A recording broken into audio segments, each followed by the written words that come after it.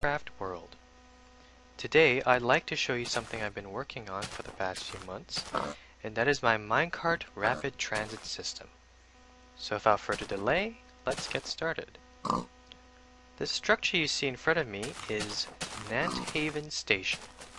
This is the westernmost terminus of the transit line, and today we're going to take an eastbound train down the rest of the line until we reach the other end at Cactusville Station. There are 10 stations on the line in total, so if you want to figure out where we are during the course of this video, I suggest you take a look at the maps I've linked to in the Reddit post. So let's go inside. Push this button here, go up these stairs to the platform level.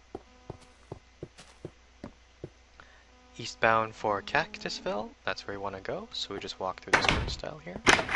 Alright, so the first thing we need to do is request a cart that we can ride in. If you look to our right here, down there through that window is the Minecart Pez dispenser slash hopper slash magazine. Basically the Minecart storage. To request a cart, we need to stand on this pressure plate here.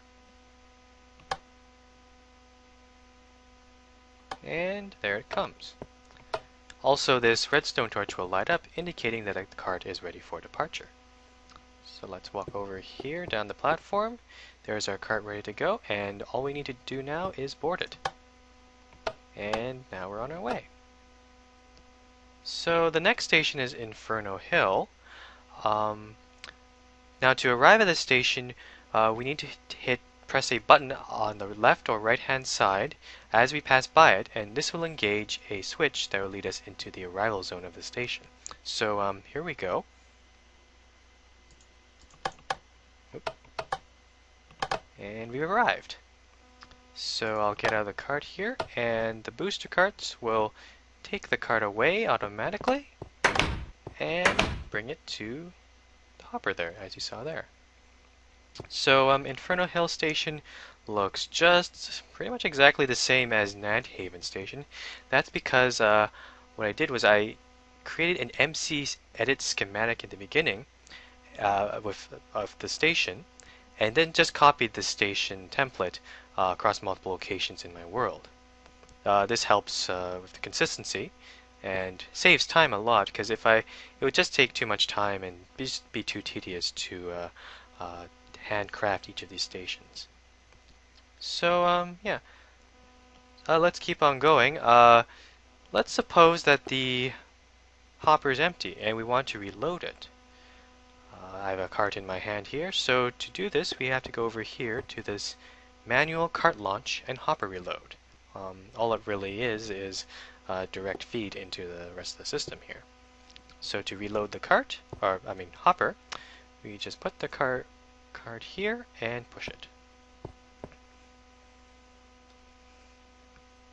Now, oops, I forgot to show you that. There we go. We'll do one more here, and there we go. Alright, and if we want this, that's the hopper reload part. The manual cart launch part is if you have a cart in hand and you want to ride in it as well. So you put the cart here, and well, what I'm going to do is push the cart and board it at the same time in one fell swoop. So here we go. And that's that. Also, if you're wondering why Inferno Hill Station is named that way, there's your answer. That hill is clearly on fire. So we're on our way to Bleakwood Station. I'm not going to stop there since it's not too interesting. I also mentioned that you probably noticed the signs on the next station signs on the way along our route. It's pretty hard to read them, even at this ludicrous speed. Though my computer is kind of lagging. What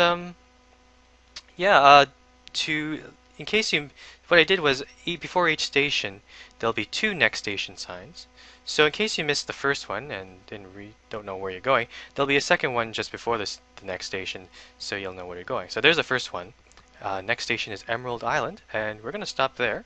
And there comes the second sign right there. So we're going to stop at Emerald Island, and you'll see it's a little different than the other 3 stations we've seen so far.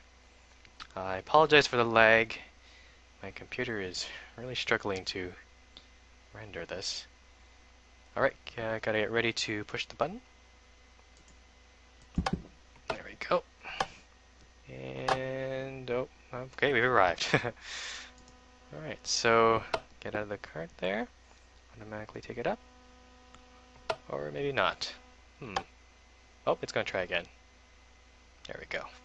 Alright, so you'll notice we've arrived on the left-hand side this time. This is because Emerald Island Station is a center platform station. The other stations you've seen so far are side platform stations. So the advantage of a center platform station is that it's very easy to get onto the other side and board trains going in the opposite direction. So you see here, same sort of thing, but this time these are trains for westbound for Nighthaven. So yeah, in the side platform station, what you have to do is go downstairs, go through a concourse, which I haven't shown you yet, and then go back upstairs to the platform on the other side. So yeah, what I did was I made two different schematics, one for side and one for center platforms, because wherever you put your station, you're going to need different kinds of types. So for the side platform, for stations like Nanthaven or Inferno Hill, I use a side platform because there's lots of space around there, and I can build like large entrances on the side of the stations. But for a place like Emerald Island, as you can see here, there's not much space to go around, so a center platform with a center entrance, like as you can see here, is probably preferable. So yeah, let's go back upstairs and continue our journey.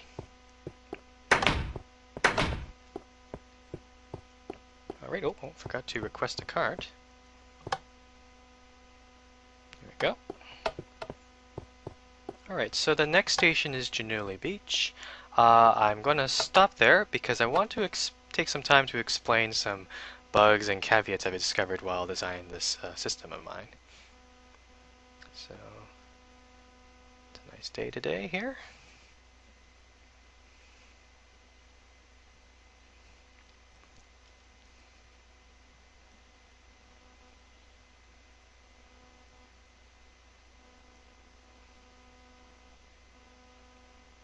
And very laggy as well. Okay, gonna push that button. Alright, so I'm gonna exit the cart, but I'm not gonna move out of the cart yet. I'm gonna quickly switch to third-person view here. So before the Halloween update, what happened was when you exited a cart, your player would actually end up about one block above the minecart, something like this. And the problem with that was if the ceiling was too high, or too low, I mean, then the player's head would get stuck in the ceiling and the player would suffocate, and that's bad. So I guess after the Halloween update, or maybe an update after that, Notch fixed this by when you exit the cart, you actually are kind of inside the cart. You can't see my legs there. So before you could see your legs, now you can't. The problem with this, however, is as soon as I move out of here, then the player and cart actually collide with each other, and the cart gets nudged, and that's why you see the cart is now in some weird, rotated in some different direction. The problem with this is with these sort of arrival systems where we have a plate here. This will screw when the booster cart comes around. It will sometimes not be able to catch the cart and fail to collect your cart. So yeah, I also noticed that here, another problem I should mention, is the cart resetting. Somehow it got stuck in this state, so I'll just push it in like that. And there it goes. Alright, so that's that. I'll mention another thing.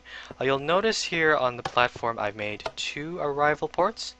Now this is my attempt at trying to make these stations ready for survival multiplayer, or SMP as it's called.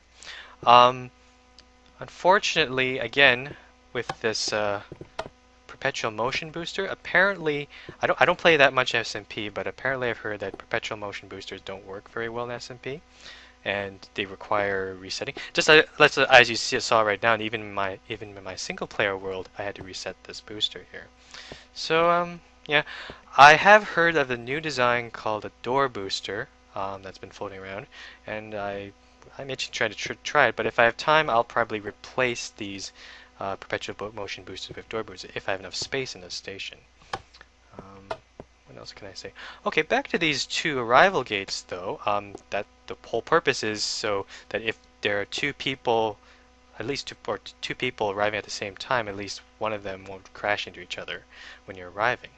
But what about what happens if, suppose that both of these arrival ports are full and there's a third card coming in? So what the station is designed to do is actually deny access completely from from the arrival zone of any third cart. So I'm going to demonstrate this by simulating. Oh, that's not good. Simulating that these ports are actually have carts in them by putting these objects here.